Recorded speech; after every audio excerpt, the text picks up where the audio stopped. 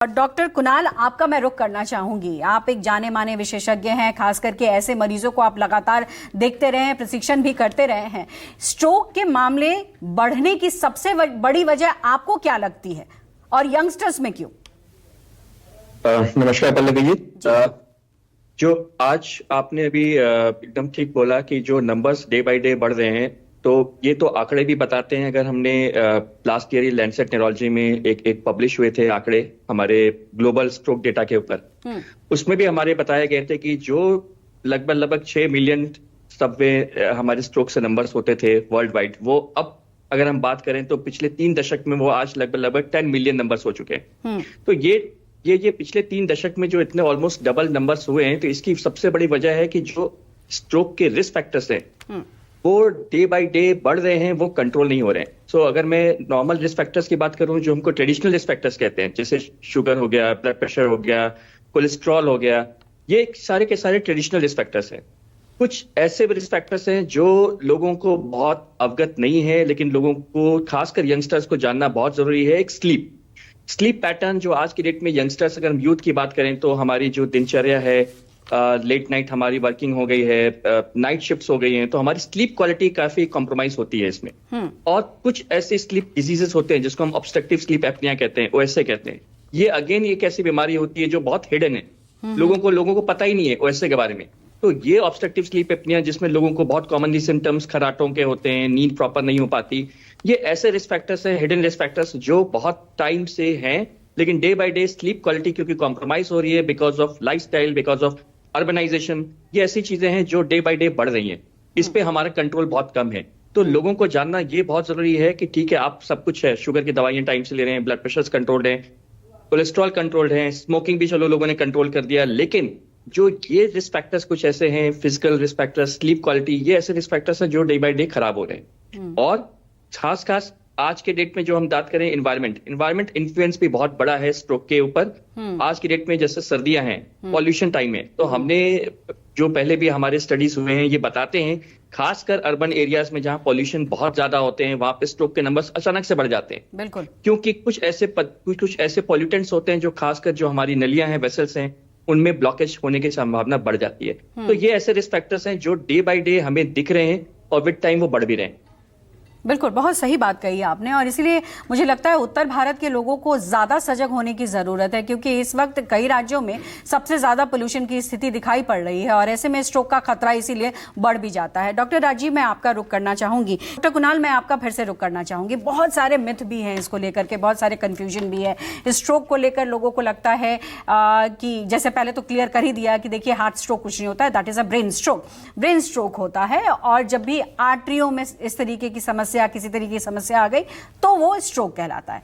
कुछ बीमारियां होती हैं अंडरलाइंग जो स्ट्रोक को बढ़ाती हैं। वो कौन कौन सी बीमारियां हैं, उसके बारे में बताइए। और साथ ही साथ जो नई टेक्नोलॉजी है, इंटरवेंशनल जो हम कहते हैं न्यूरोलॉजी, वो जो तकनीक है, वो किस तरीके से हमारे पेशेंट्स को हेल्प कर सकती है? देखिए, सबसे जरूरी है ये जानना कि जैसे आपने बताया कि कौन सी बीमारियां स्ट्रोक से जुड़ी हुई है।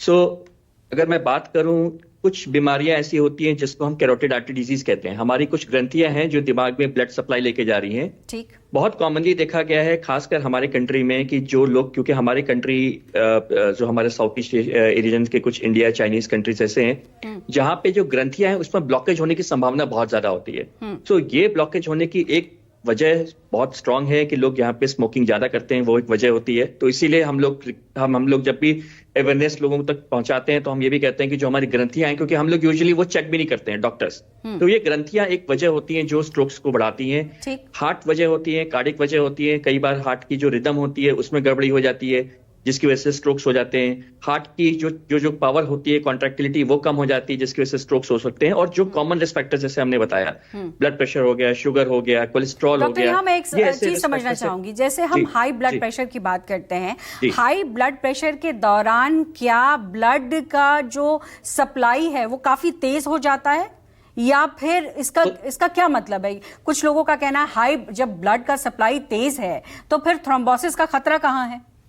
जी, तो यूजुअली क्या होता है, ब्लड प्रेशर की जो बीमारी की हम बात करते हैं दो तरीके से। एक होता है जिन लोगों में ब्लड प्रेशर बहुत लंबे टाइम से चल रहा है, ठीक। उनमें क्या होता है, जो हमारी ग्रंथियां होती हैं वो धीरे धीरे जो इनकी जो चरप जो है, जो उसका फ्लो सर्कुलेशन है वो खराब होने लगता है। अच्छा। वो है जो क्रोनिक हाइपरटेंशन में होता है। ओके। जो एक स्ट्रोक की हमने बात की जो 15% में जिसमें ब्लीडिंग का खतरा हो जाता है, वहां पे सडनली जब बीपी शूट होता है तो वो ब्लड ब्रेन में बह जाता है, जिसको हम हेमरेजिक स्ट्रोक कहते हैं। सो दोनों ही चीजें, sudden rise in blood pressure वो भी स्ट्रोक पैदा कर सकता है, एक लंबे टाइम से जब ब्लड प्रेशर किसी को है वो भी स्ट्रोक का हमेशा खतरा होता है। इसीलिए हमेशा हम लोग अवेयरनेस के लिए बताते हैं time to time blood pressure का चेकअप होना बहुत जरूरी होता है। आम भाषा में इसको अगर मैं समझना चाहूं डॉक्टर, तो ठंड में जी क्यों स्ट्रोक का खतरा बढ़ता है?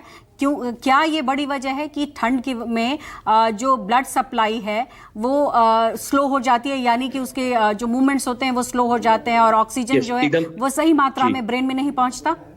ठीक। सो तो दो कॉमन वजह है ठंड में बढ़ने का। एक कॉमन वजह होती है जिसको हम कहते हैं कि जो हमारी ग्रंथियां जो ब्लड फ्लो लेके जा रही हैं उसमें कई बार जो फ्लो होता है वो कम हो जाता है। और ये अक्सर हमने देखा है मॉर्निंग के टाइम पे ज्यादा होता है, जब हमारे कुछ हार्मोन्स होते हैं वो रिलीज होते हैं, जिसकी वजह से जो फ्लो है वो वेसल्स का फ्लो कम हो जाता है। अच्छा। दूसरी एक वजह होती है ब्लड प्रेशर काफी हद तक सर्दियों में अनकंट्रोल हो जाता है। इसीलिए हम लोग हमेशा बताते हैं कि सर्दियों में खासकर ब्लड प्रेशर को निरंतर आपको अपना चेकअप कराते रहना चाहिए और ब्लड प्रेशर कंट्रोल पे जरूर रहना चाहिए। तो ये दो कॉमन वजह हैं सर्दियों में खासकर स्ट्रोक के बढ़ने की।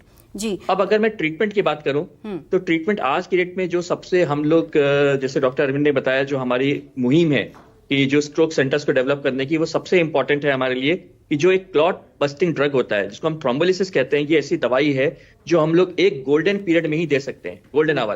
तो वो गोल्डन आवर लोगों को समझना बहुत जरूरी है।